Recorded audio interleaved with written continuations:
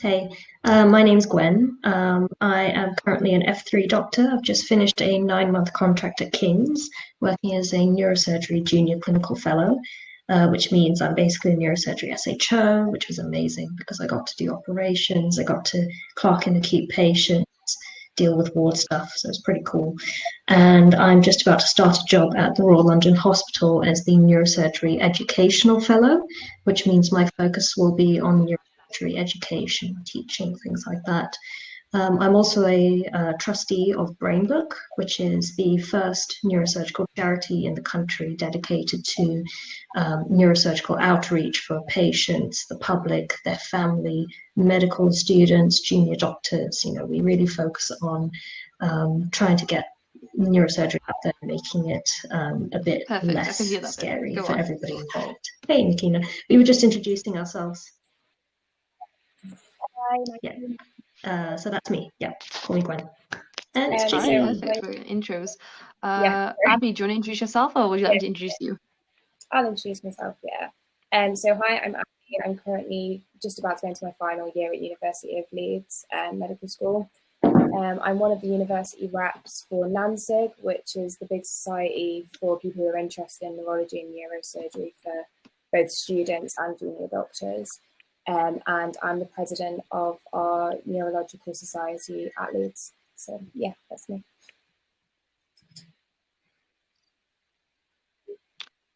I'll go next then. So hi, I'm Makinah Hack. I've just completed my 3rd year of medicine at King's. I'm currently the audit and quality improvement team co-lead at Becoming a Doctor, and I'm also part of this conference team, which has been great so far. Right now, I'm the neurosurgery theme lead, and I'm also a NANSIG rep. Amazing. Hi, I hope everyone can hear me. My name's Jigi. I'm now a final year student at Edinburgh, and I'm on the UK committee for NANSIG.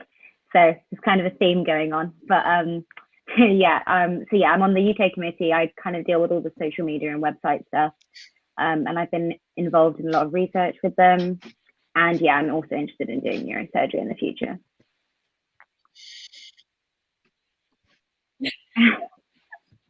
I don't know how this happened. Sorry, I feel like I'm the odd one out. Wait, I forgot. I'm part of the Brainbook team as well, so I'm playing for both teams here. But I did go to NANSIG events when I was a student. Better, yeah. Yes. So there is some representation. Yeah. Oh, you've got a question. Okay. Yeah, should we start with the questions? Yeah. Go for it. Shall I read it out? So, did any of you know that you wanted to be neurosurgeons before you started medical school? Yes, do you want to start? Whoever wants to go first. Yeah. Yeah, so true story, I'm not exaggerating, this is a genuine true story. I was 6 when I went and announced to my mother that I wanted to be a neurosurgeon. I didn't say brain surgeon, I said neurosurgeon. And my mother's Chinese, English is not her first language, so she was like, what is that? But yeah, and I was like, oh yeah, in my spare time I'll be a ballerina and a firefighter and a vet, but neurosurgery is the one that stuck. Yeah, so yes, it was the career I was most interested in when I was applying to medical school. I've kind of waxed and waned and picked some other options in between, but it's the only one that's kind of stayed constant the whole way through. So yeah. Yeah, I think I'm kind of the same. I think I didn't actually know, like I wasn't interested in it. I was always like, oh, if someone says they're a neurosurgeon, they're like, wow. And I watched a lot of Grey's Anatomy.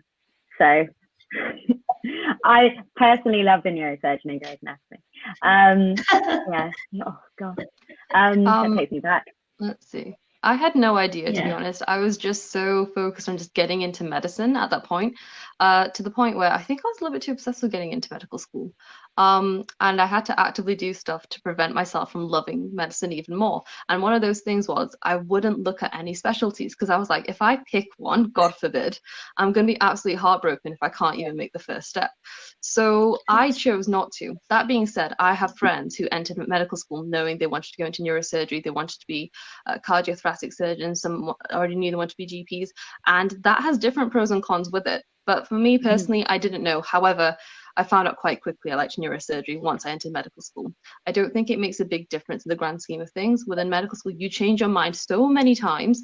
I wanted to become a forensic investigator. I went from pathologist to GP to orthopedic, neurologist, psychiatrist, then neurosurgeon. And it's still very likely I'll change my mind again.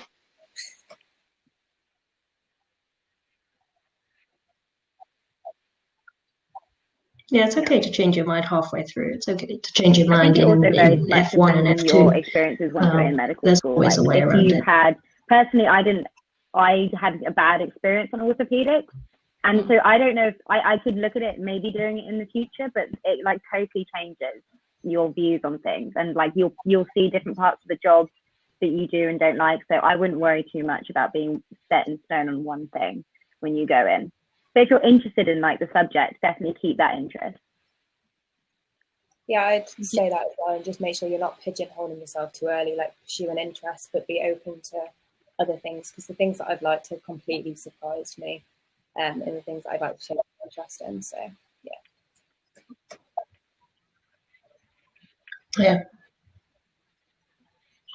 Yeah, and when you actually start working as a doctor, so for my F1 and F2, I had some jobs that I never thought would interest me at all, because I've always been like neurosurgery, if not neurosurgery, then surgery. But I actually really enjoyed my cardiology job, and now for me, that's kind of I think back to that. There's a lot of pressure, I think, to pick what you want to do as early as possible. And I still feel it now, but I definitely felt it a lot more when I first came into medical school. You don't really need to have an idea of what you want to go into from the point you enter med school, but also from when you're applying as well. What you do need to show is a general understanding and interest in medicine as a specialty, as a career. And if you have interest in a specialty, use that. But in this essence of use that to learn more about what it's like to be a doctor. What are the pros and cons? What are you going into? What are things that you can work on? Why is patient interaction so important? Why do they always talk about an ethics station at MMI? Because ethics is incredibly important. So use it to strengthen your overall medicine application. Don't stress about having a specialty in mind at this stage. Yeah. What other questions do we have? What's the best and worst part about neurosurgery? Yeah, do you want to go for it? I've got some stories. I know, why don't you guys go? And then I mean, I'll for me, finish obviously, I haven't had a huge exposure to it within medical school. It's not necessarily given priority as one of your core rotations, but you can definitely pursue it in your own time.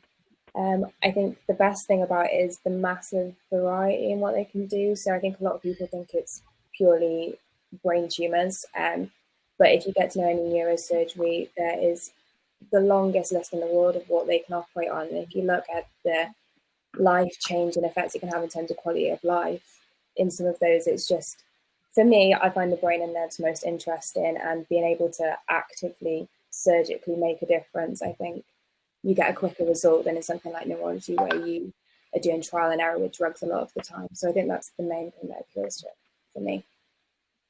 Yeah, I agree. I think for me, in terms of not the worst part, but to me, the scariest part is, I don't know, maybe some of you were on a panel with Mr. Gallo before this. I don't know if you're interested, but he once did a lecture for a few of us, and it was all about intraoperative monitoring. So the use of monitoring equipment to monitor electrical impulses when you're doing like certain surgeries, like particularly on like the spine, for example, to make sure you aren't cutting something that is very, very important. And I remember he'd be like, oh, like, would you cut this? Would you cut this? And it's just it is nerve-wracking. And it's the thought that, you know, if you do, that's a good one. Yeah. But it's knowing that if you can make a small mistake, it can have a huge impact on someone's life, just because of, you know, it's the same in a lot of specialities, but the nervous system is particularly very, very delicate. And so I feel like that's a very big, okay, but you've got a good team around you, and if you've studied for that long, you know, people are supporting you the whole way. So I wouldn't be put off by it. And so What can I say? I've actually been lucky enough to have a few neurosurgery placements throughout medical school, but they were quite brief. So I wouldn't say confidently I've got enough experience or insight into what neurosurgery is like as a profession, and to keep things interesting by mentioning things different. I think personally, the biggest con I see is the amount of pressure there is to keep doing well. And as Jigi quite rightly said, the nervous system is very delicate. If things go wrong, you see that effect in the patient afterwards, and it can be quite devastating. And I think something that you should keep in mind that they will ask you in your medicine interviews is, how will you deal with bad news or when things go wrong? Because they inevitably will. It's getting over that initial hurdle, but knowing that that is going to be maximized as a neurosurgeon just because of the nature of the system you're working with and the conditions as well.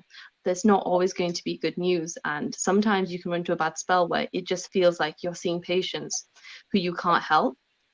So it's it's about having like the motivation and the resilience to still keep trying to do a good job despite those factors. On the plus side, neurosurgery is one of the few specialties where there's so much that you still don't know. So in regards to research and innovation, as well as working with like different countries and their approaches, there's still so much to do, and that can keep a specialty like that's very exciting. It keeps you on your toes, and it means there's always room to learn, which I think is a fantastic aspect about the specialty.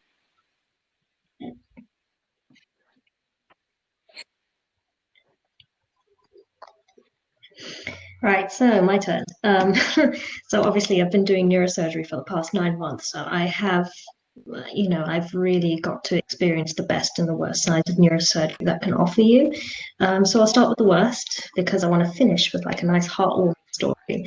But the reality of neurosurgery is, as Makinah and Jigi said, the very fact that on the emergency, like our emergency admissions, the very fact that they're under neurosurgery is already a really bad sign, because they're often in a terrible state, and you often get really, really young patients that previously have had absolutely nothing wrong, and then they come to us because of an emergency admission, and then they end up with a tracheostomy, or they need long-term care home support. And sometimes this isn't even their fault. Like sometimes we'll have patients that have just been involved in a hit and run, for example, and they've had a severe head injury and now they're paralyzed or they're quadriplegic and they rely on support for the rest of their life. So it's really, it's really, really tough, and you have to have a lot of very, very difficult conversations with families.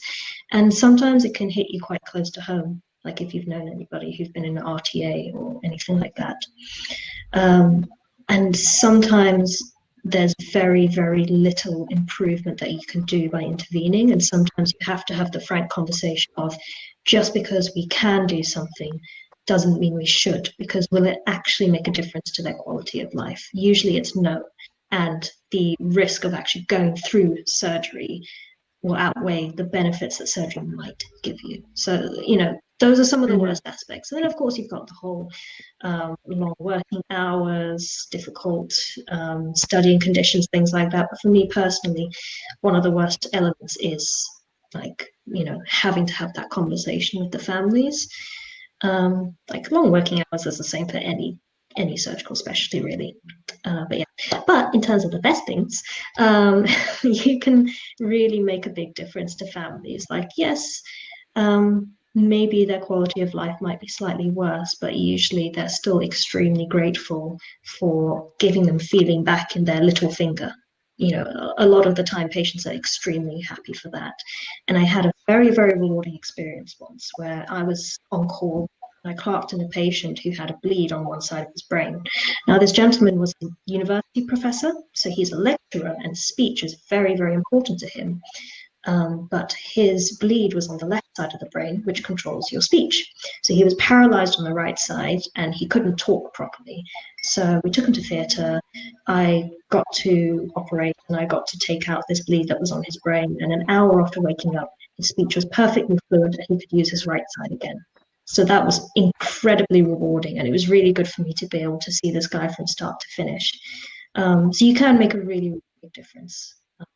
And yeah, like Makinah said as well, there's big scope for research opportunities because there's still so much we don't know. Should we pick another question now? Abbey, do you want to pick the next question? Yeah, so just the next one down is, what are your pathways into medicine? and then any of you graduate entry. I mean, I can start if you want.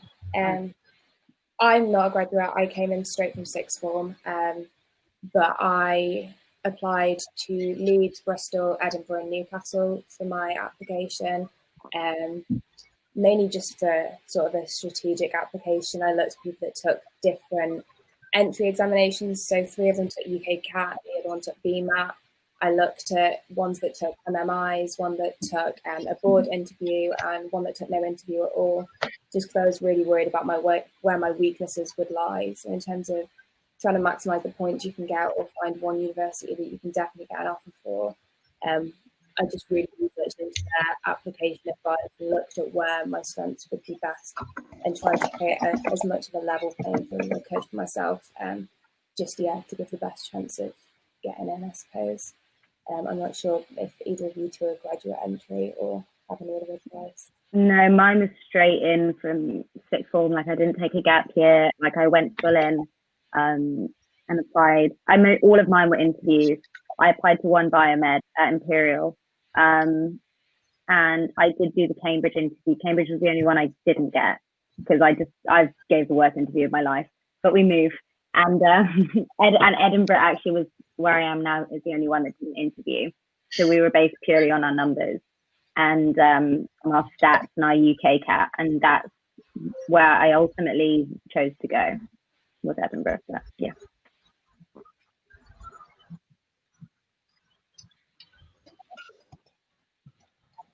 I'm the same. I was straight in from sixth form, but I work with a few neurosurgeons who were graduate entry. I can't really comment on their pathway, but it hasn't restricted them.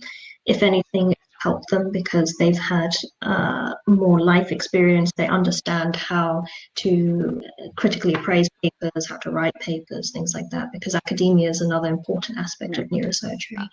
But don't let it hold you back if you're graduate entry. Unfortunately, I'm not a graduate entry medic myself. Kind of like Abby said earlier, I came straight from sixth form. However, so I've come from King's, and we have a lot of grads who are in our undergraduate course as well as separately the graduate entry medicine course. So I've spoken, so is Gwen. And basically, because of that, I've been able to speak to them about their journeys, and I've picked up a few things. So while it's not as good as someone who actually is a GEM, I can speak on maybe behalf of some of the things I've learned along the way. I know it's incredibly difficult to get into graduate entry medicine, more so than undergraduate medicine. However, there's been a lot of students that I've come across who have gotten into these very, very competitive programs, but they don't have the typical background that you'd expect. For instance, I know someone who did their undergraduate in geography. They did really well, and then they're studying medicine at King's now. I know people who were fully registered optometrists. They took 5 years out to save up to pay for the course. Then they rejoined the medicine cohort, and they're doing really, really well. I know, and I think this is something that relates to undergraduate medicine equally as well as graduate medicine. You can get scared by a lot of stories of people who had these perfect stats, this perfect background, they didn't get in. And it's at every admissions talk, it's at every careers event, it's at every single careers advisor that I had to see before I was applying, and it freaks you out. And the difference happens is once you enter the medicine course, you see that it's such a breadth and variety of backgrounds that people who do get on. So, well, I'm not sure if that answered the question properly, because I'm still not a GEM. It's just something to keep in mind that you don't have a perfect background. I have an analogy on the fact that I didn't have a perfect background. So whilst I am from sixth form, I was the first year to have A stars as part of your A levels, and I don't think we have A stars nowadays, but I was the first year to have A stars, and I was predicted 3 A stars for my A levels. King's, I applied to all the different med schools. King's gave me an offer for 3 A's. Stuff happened during my sixth form, and I ended up getting ABB. So I actually missed 2 of the grades, and I looked on UCAS the morning of results, and I thought, yes, I got through at least 3 A's because King's has accepted me. And then I turned up to school and I got ABB, and I was just shocked. I was like, what? And all of my teachers were calling me and they're like, are you okay? Have you gone through clearing? Like, do you need any help? And I was like, no, King's just accepted me anyway, even though I missed 2 of my grades. If you don't have a perfect background, it is still possible to get to where your dreams are. Don't let it deter you at all. Part of the reason why I managed to get to med school was because I interviewed well. I had lots and lots of background with regards to work experience, volunteering, things like that. Grades are important, but I think what's important is, and there at is the end of the day, to get there if you don't get the there interesting thing with medicine is it's not just the university that's investing in you, it's also the NHS. And so they don't want people that are going to drop out, or they don't want to waste their time on people that they aren't sure are going to be able to not make it, but go the whole way through. They're not, people who aren't sure they want to do medicine. Like, they want to make sure that they're investing NHS money into making people become doctors, because that's what they get out of it. And so, interviewing well, like Gwen said, is so important. Like, it's how you come across, it's the experience you've done. There's always a way to make these things happen. And it's like what they see from that will then, if stuff happens. So in a lot of cases, if you come across in a certain way, it will make such a big difference. Should we do another question? Yeah, I'll pick this one. Let's see. Give me 2 seconds.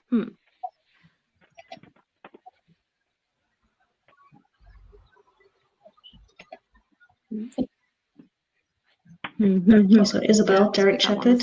I prefer Amelia Shepherd because I like that. Female. Yeah, I know. I said that when I saw the lineup.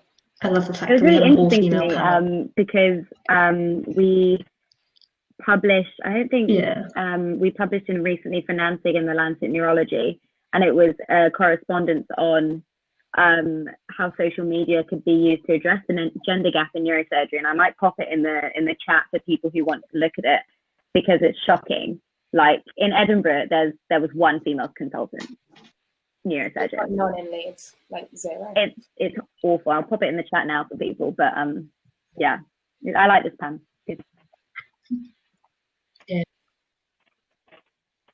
Yeah, there's 2 at King's.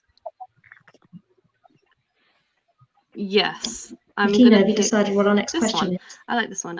What can you do in med school to improve your chances of getting a place in neurosurgery training? For example, publications. Yes. Yeah. Publish as well.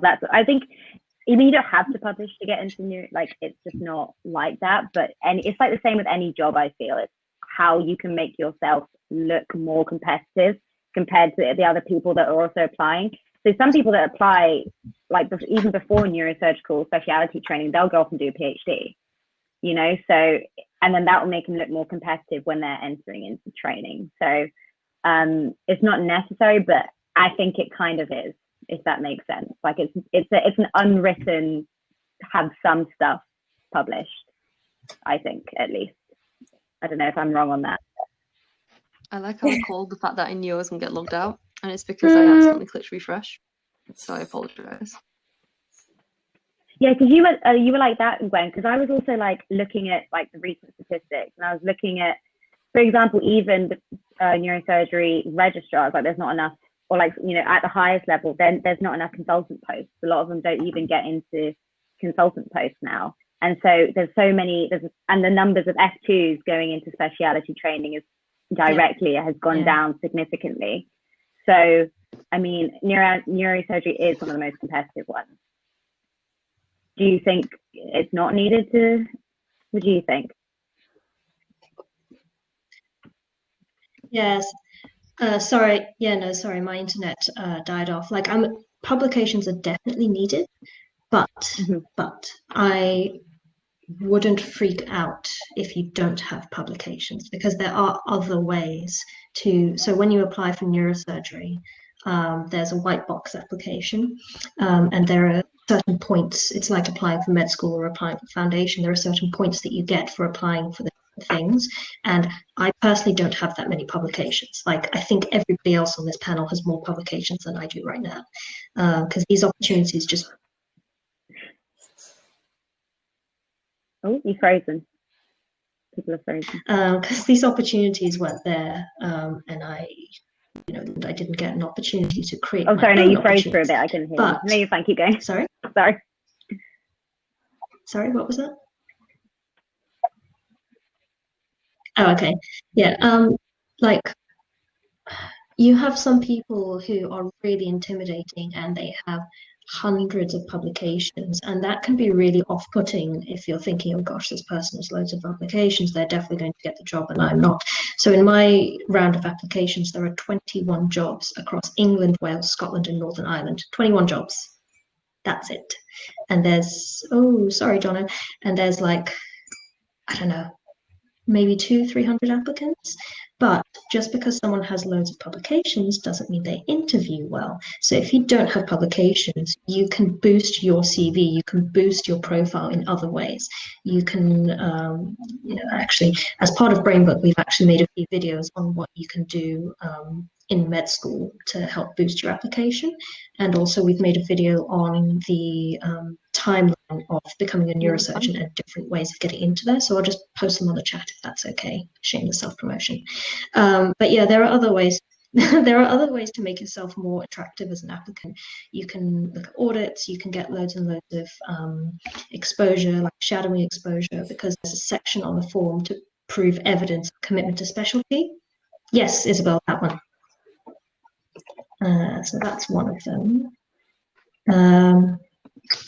And in that video that I've just posted, there's a whole list of things on the side that you can do during med school to help boost your portfolio. If you're really good at extracurriculars, that's another part of the application. So if you are fun fact, if you are representing the country at a national or international scale, that gets you more points on the application than having a PhD. So there are other ways around it. Not to say that you shouldn't publish, you should definitely publish. Each year they do However, actually produce a person specification, which does alter very slightly every few years, but they do list literally everything that they think is important. So I think it's never too early to have a look at that and just see where your strengths already lie and where you could afford to do a little bit extra. And I think you'd be surprised how small things can seem that actually make a big difference to applications. So showing that you're particularly altruistic would get you extra points, for example, doing charity work or some sort of volunteering whilst you're doing it. Yeah, exactly, yeah. And all of that would get you extra points. Volunteering wouldn't take a lot of your time and probably doesn't sound as scary as presenting at international conferences or getting publications.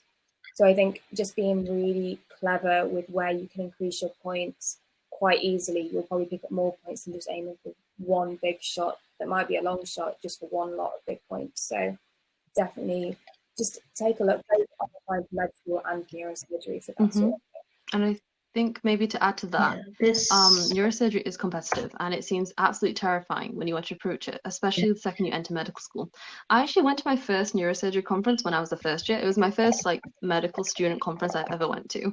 I remember sat in the seats absolutely terrified because I was like, how are these people human by some of the stuff they've done, the amount of publications they had, the internships they've got, like where it seems that they're heading as well. And it's so scary to look at, first of all. But once you kind of once you start joining different societies, like I'm going to plug NANSIG right now. If you become a NANSIG regional rep, if you join Brainbook's ambassador program, joining your local societies like Abbey's is Brain Leeds. I've got KCL Neurosurgery Society and KCL Neuroscience Society. Those are really good entry-level positions to aim to get because it increases your exposure. And then once you kick that off, it leads to other opportunities without you even having to put as much effort in. And and basically you'll keep doing this over the next 2, 3, 4, 5 years, depending when you suddenly decide to start, when you want to start pursuing a neurosurgery profession, like in regards to building your application. And you'll look back and you'll realize, hang on a second, I've got those very things that I was so scared of seeing. And it wasn't as intimidating or as scary as I thought it'd be. It's a lot about character development and personal development and believing in yourself more, but that is true for every single specialty within medicine and as how you develop as a doctor. So have some patience regarding your own development and where you want to get to, but also keep in mind that it is part of the process. It's going to feel very difficult and very impossible, but that's what makes it so good once you get over that.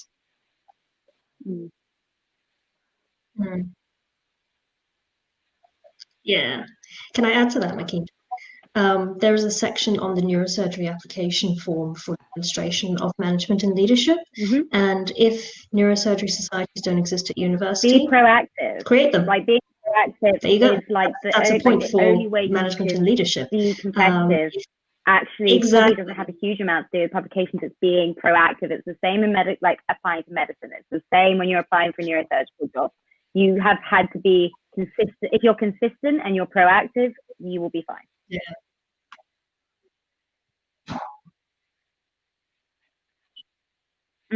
Yeah, I mean, we've got to remember that what we are talking about right now is specific to the neurosurgery application, which is many, many years into the future for you guys.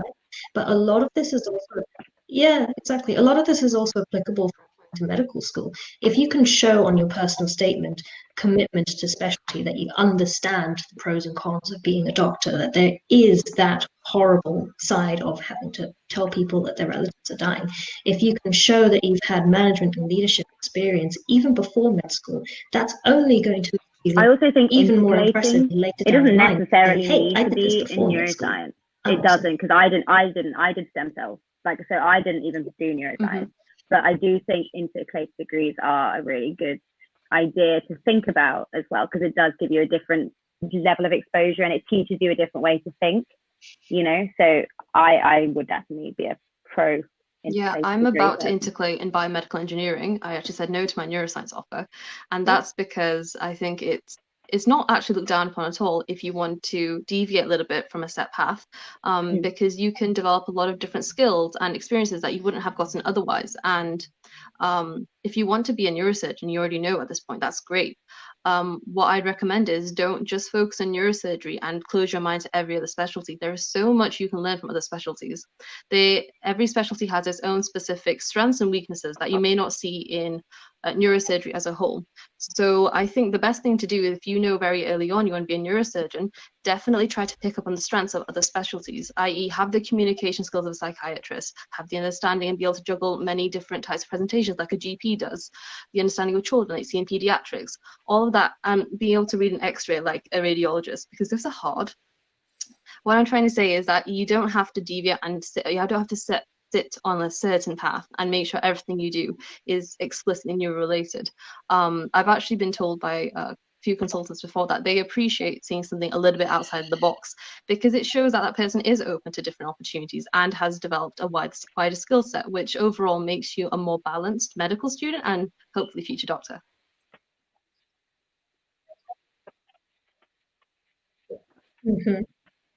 Yeah, and it also and you can also learn from that as well.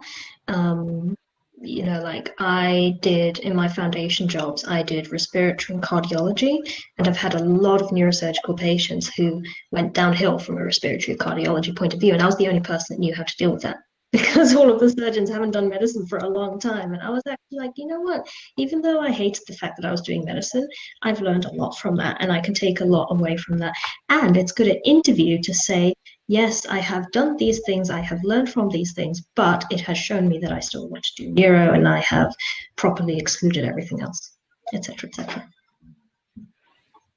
So you've still got like 5 minutes to go. I think there's another John, question how much in the time do we comments have section. left?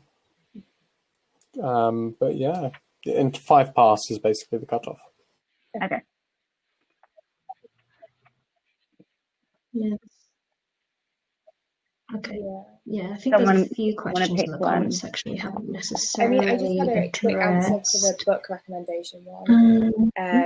Before I even applied, I read When Breath Becomes Air and Do No Harm, and both which are just brilliantly written, give a great insight into neurosurgery and medicine in general. So I would definitely recommend them. I can write them in the comments if people haven't read them already and would be interested. I don't know if anyone has any other recommendations. I didn't read any neuroscience specific ones. I did read one that I think is it like this something Life of Henrietta Lacks. Yeah. I don't know if people have heard that. I think that's a common one to read, but I just read that anyway because it's a really interesting story. About that's a good one for medicine. I think I'll put that in. Okay, description. I was a bit nerdy. I read New Scientist. Yeah. But I also really enjoyed The Man Who Mistook his wife for a hat by Oliver Sacks.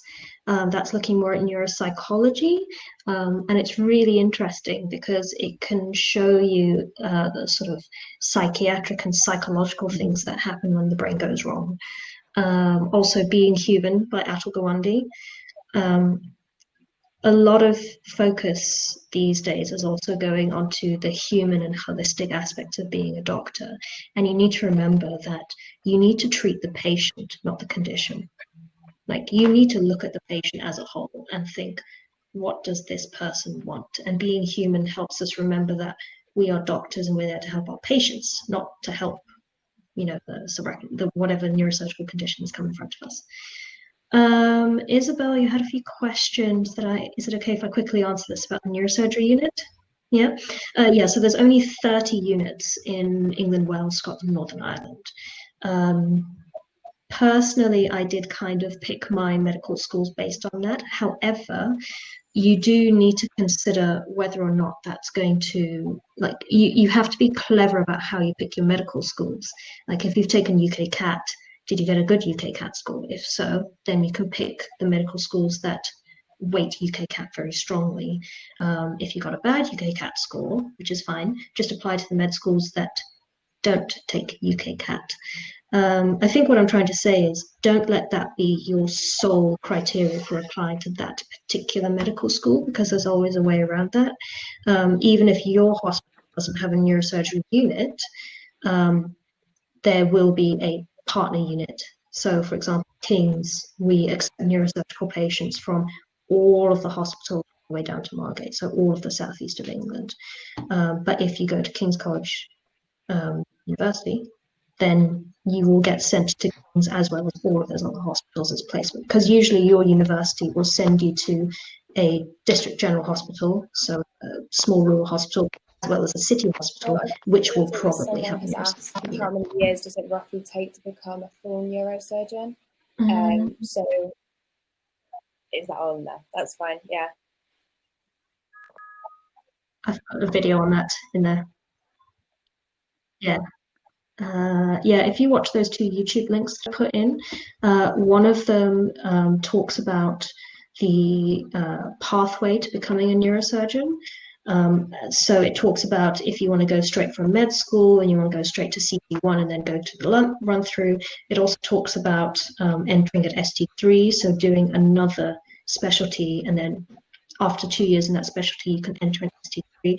It also talks about CSER, which is another route that you can take. So there's a few different options in that one. And then the other link talks about what you can do at med school to boost your application. Sorry to interrupt you, Abbey. Do we have? Can't see any. And was there some earlier? So there was something you want to be academic neurosurgeon. So yeah, there was. I want to start with that. Sorry, what was I don't the know question? where it went. I can't find it. You don't. You want to be. I don't want to be an academic neurosurgeon. The question is, do any of you want to be academic neurosurgeons? And if so, do you think applying for AFP is useful, or do you think going straight to ACF is fine? I mean, I am keen to pursue academic medicine in whichever field will let me. But I'm going to apply to the AFP, I think. I think if you want to do academic medicine, AFP is definitely a useful thing to apply to. You get your protected block of research. So if you're concerned about your publications or presentations, as well as integrated degrees, it gives you that protected time to do a bit of research and just dabble a little bit. But also, I would say, I don't think that not getting into the AFP or deciding later is a barrier to doing academic medicine in any field. There are so many different pathways, and there's a lot online. If you do Google, there's a lot of advice for it. And you can do an ACF, which is an academic clinical fellowship, even if you haven't done the AFP. So yeah, I wouldn't say that you needed to do an AFP, but I wouldn't say that it would hinder you if you did decide to do an AFP. Yeah. Yeah. And you can always apply to both. Like, it is possible to apply for both AFP. I don't see the downside in applying to AFP. You know, a lot of places I know because I was looking at maybe doing it as well. I feel like I might, and I feel like a lot of places actually also help you with like travel costs and stuff like that if that's, you know, like a problem. And there's no harm in just applying. Like, it's an extra chance. If you get it, you get it. If you don't, you don't. You still go into the whole pool with everyone else. And I asked my friend who's in, she's working in Northwest London, and she basically was like, no, like, it doesn't matter. She was basically like, it's more a title, which I was like, you do kind of get that protective research block though. So it is easier, but you know, it just means that if you are doing research as a foundation doctor, it may come more out of your own time, and you may, you know, that you may find that it's a bit more to juggle, but it's definitely still an option. Like, AFP is definitely not the only way.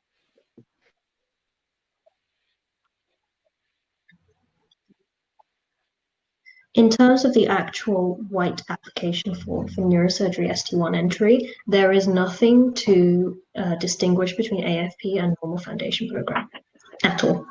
So it would be like Jigi said, if you want protected research time, then in general, because it's like if you're an FY1, FY2, and you're not an academic post, you just have to put in that extra work. It's like the same in medicine. Like, we don't have protected research time, or some universities do, like we do projects and stuff, but you may not have protected time. You just have to do it in your own time. Yeah, and just to add to that, if you want to be an academic neurosurgeon, there's a lot of ways to do it. And like I said before, you don't have to be doing AFP, you don't have to get into an academic clinical fellowship. But if you do want to be an academic neurosurgeon, what you should do is you should try and set that up early for yourself. So showing an interest in research and academia is a must.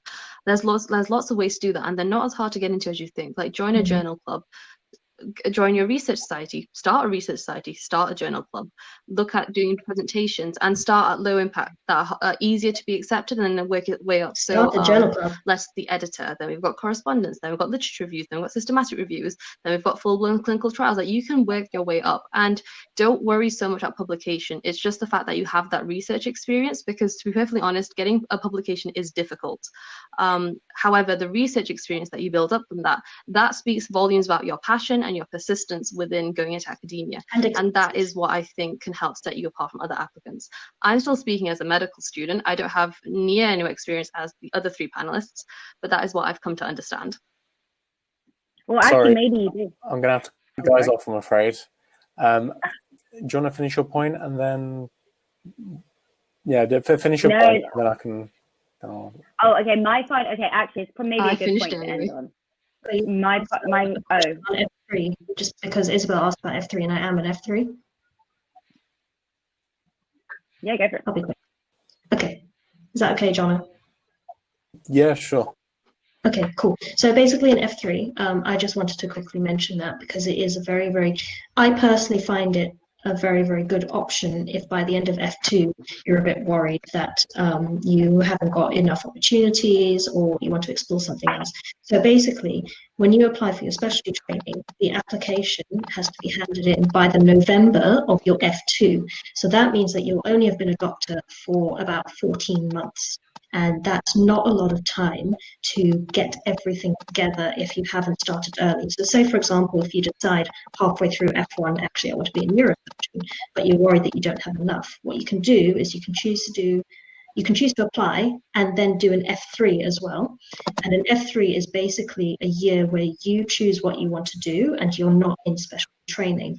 So for me personally, I always knew I wanted to do an F3 because A, I wanted to take some time out, and B, I wanted to get this neurosurgery JCF job because I didn't get a neurosurgery job in F1 or F2. And that meant that when I went to apply, I have this neurosurgery experience as a job. I had more time to work on research and audits. And I also had time to study for my MRCS exam. And I also had some time to travel. So a lot of F2s are now deciding to go into an F3 because it gives them a break, and it also lets them explore other options or make their application that much stronger. So I love F3, great plug. Lovely. Thank you so much to all of you for speaking. You've shared so much knowledge, experience, and advice to our lovely audience members. So hopefully, and I'm sure they have taken a lot away from this.